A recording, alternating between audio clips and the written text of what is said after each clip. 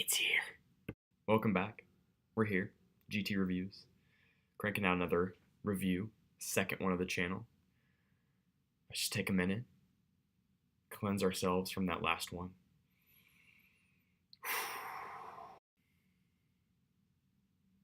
Okay. It's time. Kanye West. Yay. GT Reviews. Kanye West is back. Self-titled album, I guess, kind of. 8th album of his career. And my God, after being a recluse for a better part of 2 years, going off social media, and then abruptly coming back and unleashing a firestorm of interesting tweets, to say the least, got him in a slight bit of trouble. And just when you thought, man, could it get any more controversial? He goes on TMZ, says that one thing that you keep hearing repeated, and it's not a good look, to say the least. Kanye is no stranger to controversy, but when the president and old ladies in the checkout aisle at the grocery store, who still call him Kanye, are chiming in on the situation, I think you know it was pretty major. I think that's why you're seeing such a big split between who likes it and dislikes it, because he took it so far that people are having a hard time separating the dude from the music for once. Which usually that's kind of how Kanye fans roll, but not this time around. Shh. I think the album is great, but we'll talk about it more later. It's looking to be quite a good summer for Mr. West indeed. He's self-producing 5 different albums. His own, Pusha T's, which just came out, which I will be reviewing later. Kids See Ghosts, which is a collaborative project between Kanye and Kid Cudi. That just came out, I'll be reviewing that. Nas's album later in the summer.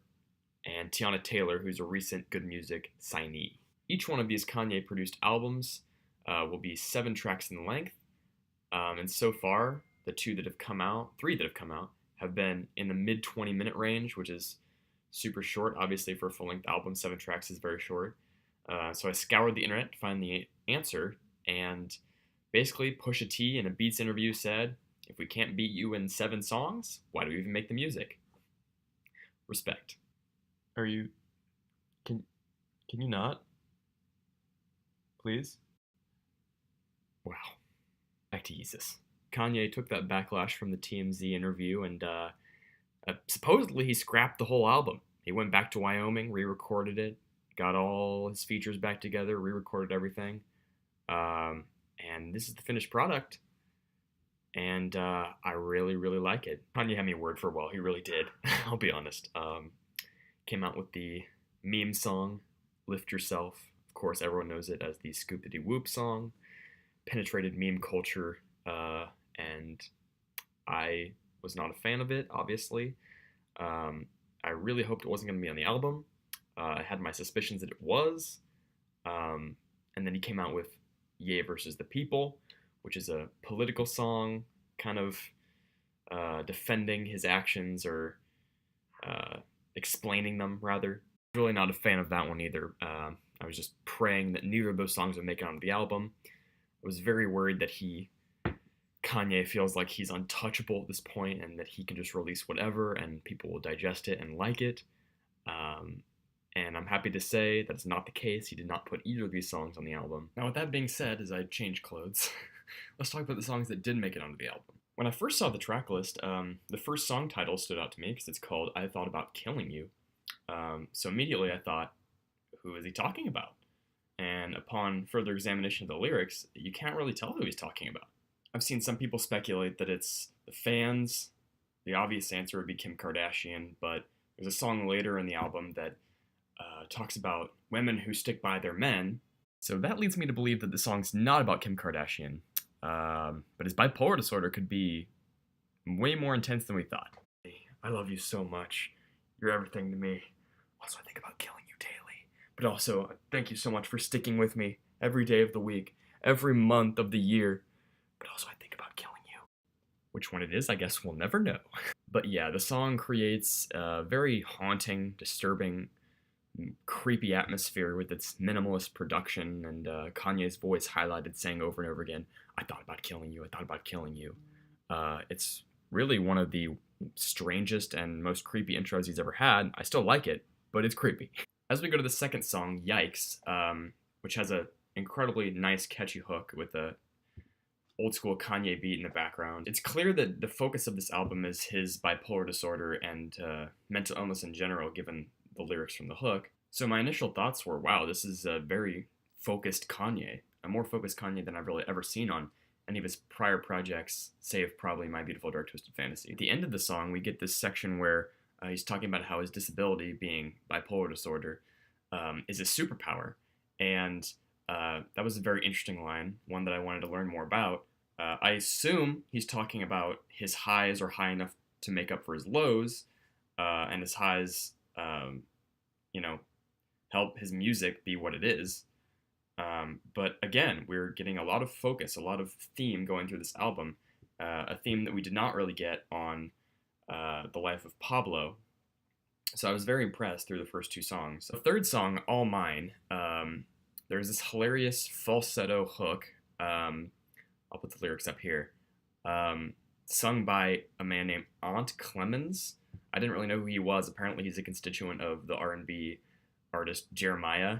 So yeah, the song has some hilarious lyrics, which I'll put up here, especially the one about focusing on two things at once.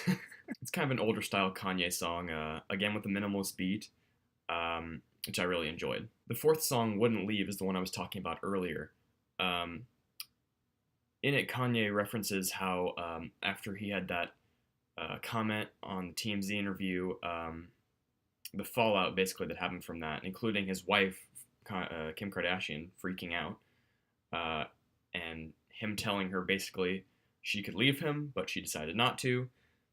So this song is dedicated to all the women who don't leave their men. It has a nice hook from Young Thug, and this song is genuinely touching in some areas.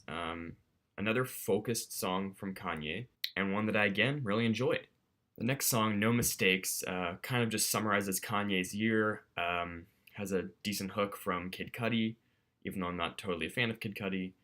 Yeah, okay song. Next we get to Ghost Town, one of my favorite tracks on the album. This is actually one of the few songs that Kanye sings on that I really enjoy. I think he's actually improved his singing chops a significant amount. He sounds great on this song. Not to mention that this song has just an amazing sample. The song's featuring Kid Cudi yet again, and a recent Good Music signee, 070 Shake, who does the outro. And that's one of the best parts of the song. I mean, she steals the show. Just so catchy, so nice to listen to. My hand on the stove. Go check it out. It's amazing. The last song on the album, Violent Crimes, is a beautiful song, again, featuring 070 Shake on the hook, and apparently the lead singer of Tame Impala. I haven't been able to pick him out yet, but he's on there. It's a really nice song about how Kanye, or men in general, I guess, treat women differently until they have daughters. It works as a great closer, in my opinion. I keep saying this over and over again, but I think this is one of Kanye's most focused albums. And I've seen a lot of people complain about the production, saying it's not the old style Kanye production. It's not as good as some of the other albums. And I truly believe that that's because he went the minimalist route because he wanted his own voice to be the focus of the album, not the production. He wanted to explain his actions on TMZ, which he didn't really do totally well, in my opinion, but he wanted to explain his bipolar disorder. He wanted to talk about mental health in general. He wanted to talk about a lot of different topics that he had on his mind. And I think he felt that in order to do that, he had to kind of tone down the production. Not the quality. The quality was still great. But I think he had to tone down the level of the production and really make his voice the front runner of the album. And when you have a 7-track album, you really don't have any room for error. So that makes it even more impressive that he came through with a cohesive project, and probably one of his most focused albums to date, which is a truly impressive feat in my mind. And honestly, I think it works. I think he did it really well. I can see how people would be kind of miffed at this album, but a lot of the critiques that other people have that I've seen don't really line up with mine. So I think this is a really solid project from Kanye. I don't think it's one of his best by far, but I definitely think it's a good album. I'm not sure where I would rank it in terms of his other albums, but I'll have to think about that and maybe do an update video. I think I'm going to go with an 8 out of 10 on this one. Really solid project from Kanye. Not one of his best, but still great. You'll see my Kids See Ghost review very soon, and my Daytona Pusha T review very soon. Also, Kanye produced albums, all 7 tracks. But yeah, it's an 8 out of 10. God, he came through again. He just keeps coming through, despite everything that he gets himself into, all the trouble that he gets himself into.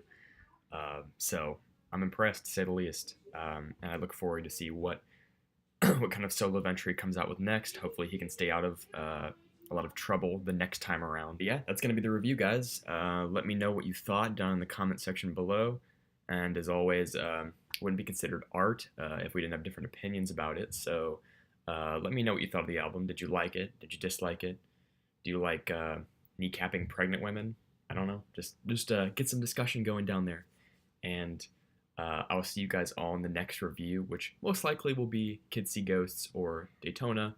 I also want to review the new Amorphous album, which is fantastic. Little spoiler alert there. This has been GT Reviews Yay by Kanye West. I will see everyone in the next review. Bye.